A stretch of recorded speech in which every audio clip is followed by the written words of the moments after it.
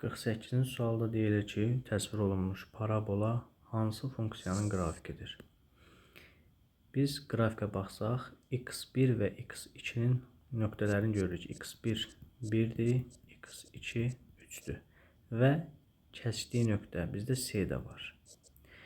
İlk öncə parabolanı tapmaq üçün verilən ifadəni tapaq. A vurulsun x çıxılsın x1, x çıxılsın x2.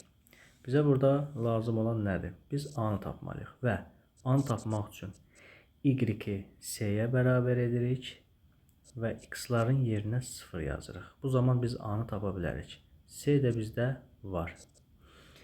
O zaman nə olacaq? Fx bərabərdir. Birbaşa deməli y-in yerinə nə yazırıq? 2. Funksiyanın yerinə yazırıq. 2 bərabərdir. A vurulsun 0 çıxılsın x1-in qiyməti 1, 0 çıxılsın x2-nin qiyməti 3. Buradan nə alırıq? 2 bərabərdir. A vurulsun -1, -3. Buradan 2 nəyə bərabər olur? 3A-ya. A bərabərdir 3-də 2. Biz A-nı tapdıq. Gətirib yerinə yazsaq, bu zaman bizim funksiyamız necə olacaq? Y bərabərdir 3-də 2 vurulsun. Deməli, x çıxılsın x1-in qiyməti,